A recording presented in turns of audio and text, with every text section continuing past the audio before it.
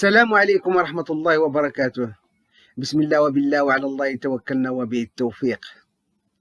في هذه الأيام الأخيرة ومنذ اندلاع الحرب ما بين إسرائيل وحماس بدينا كنسمعوا بعض الأصوات في المظاهرات اللي كتقام مساندة للشعب الفلسطيني، ولكن واش هي فعلا ذات نية حسنة أو لها مرجعية أخرى أو أهداف أخرى؟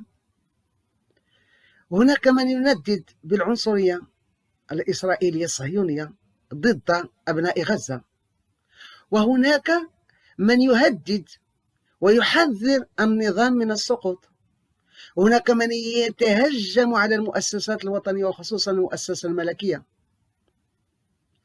وهناك من يتهم مغاربة بغض النظر عن ديانتهم وإيديولوجياتهم وعقائدهم بالصهيونية. هناك من يتهم المنابر الإعلامية التي لا توافقهم الرأي بالمنابر المتصهينة، وهناك من يتهم اليهود المغاربة بالصهيونية. هل هم على حق؟ هل يمكننا أن نتهم أيا كان انطلاقا من أصله أو فصله أو عرقه أو دينه ونلحق به نعوتا قبيحة؟ هكذا يتبين أنهم هم بريوسهم كيطيحوا في هذا الفخ ديال الميز والعنصرية، وكيبين بأن لهم أجندات أخرى.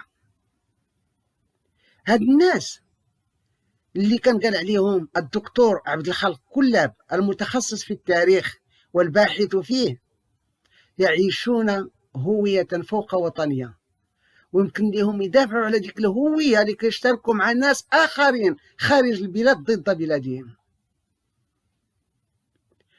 هاد الناس إلا كانوا كيدويو باسم الإسلام غنذكرهم بواحد الآية كتقول بعد بسم الله الرحمن الرحيم: يا أيها الذين آمنوا إن جاءكم فاسق بنبأ فتبينوا أن تصيبوا قوما بجهالة فتصبحوا على ما فعلتم نادمين. صدق الله العظيم.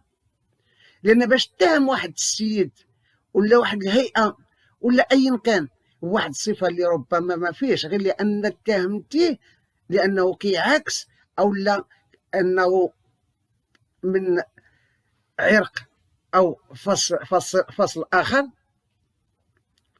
هنا أعتقد أن الأمور خارجت عن السيطرة، ولا بد من فعل شيء ما. ومن جهتنا سنقوم بالتعريف بهؤلاء المغاربة ذو الديانة اليهودية، ونشوفوا واش هما فعلا صهاينة ولا وطنيين أكثر من هؤلاء الذين يتهمونهم بالصهيونية. اليوم غادي نمشيو مع واحد الأستاذ، غندويو على واحد الأستاذ جامعي كان مشهور في جامعة محمد الخامس بالرباط، وكان إعلامي ومثقف وبديانة يهودية، ولكن كان وطني وعمر ما دخل الدين في العمل ديالو، وكان كيعتبر المغاربة كلهم سواسية. هاد السيد سميتو سيمون ليفي، متوفى سنة 2011. نخليكم مع واحد النبذة واحد الريبورتاج على هاد السيد سيمون ليفي اللي هو يهودي مغربي شيوعي. سيمون ليفي شخصية معروفة في الميدان السياسي والثقافي في المغرب، من مواليد 1934 بفاس، وتوفي بالدار البيضاء سنة 2011. يحسب له أنه رفض الجنسية الفرنسية وما يرتبط بها عندما كانت فرنسا تعطي جنسيتها لليهود مباشرة دون المسلمين، ورفض اعتباره فرنسيا ودعوته إلى التجنيد الإجباري الفرنسي للمشاركة في الجيش الفرنسي خلال الحرب ضد الثورة الجزائرية زمن الاستعمار، رغم ما يرتبط بذلك من تهديد بتقديمه أمام المحكمة العسكرية، قائلا وفق السياسي اليساري إسماعيل العلوي: أنا مغربي ولدت بفاس، وهذا القرار في غير محله وأرفضه مهما يكون.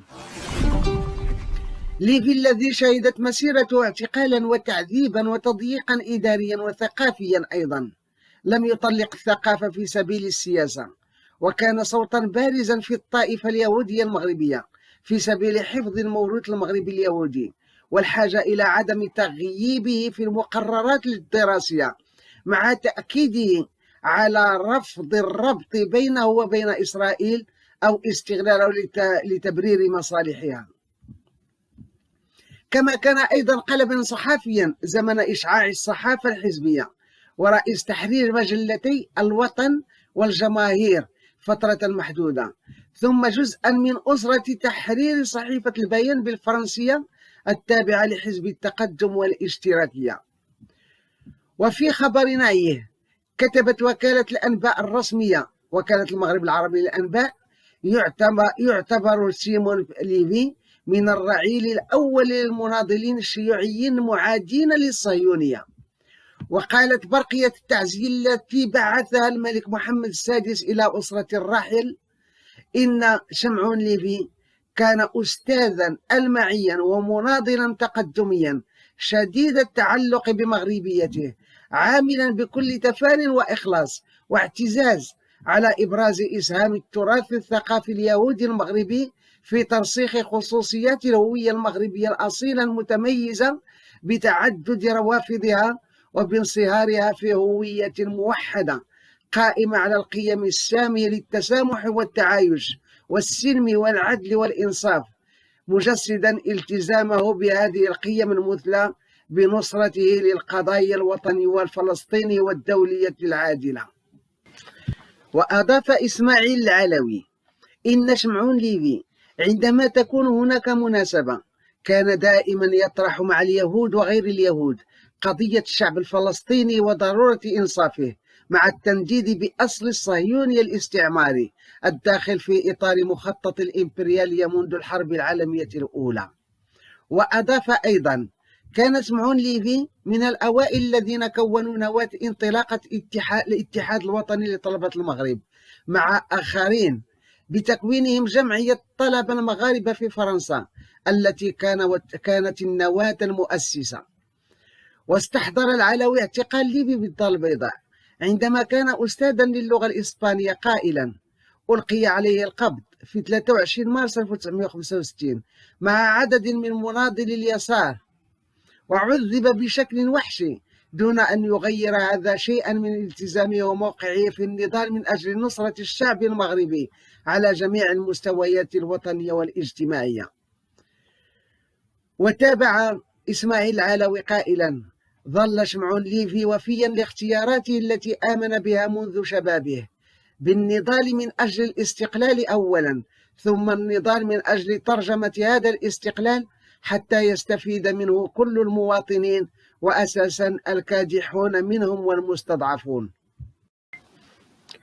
أما السيدة رحيحيل محافظة متحف التراث الثقافي اليهودي فتقول: علينا الاعتراف بالرواد وأدائهم الوطني، وعلينا تقدير عطاء شمعون ليفي في سبيل التعددية ودفاعه عن الثقافة الأمازيغية واللغات الأمازيغية، فقد كان وطنيا ومناضلا لا ينتظر مقابلا، بل يناضل من أجل المغرب والمغاربة والذاكرة اليهودية للمغرب.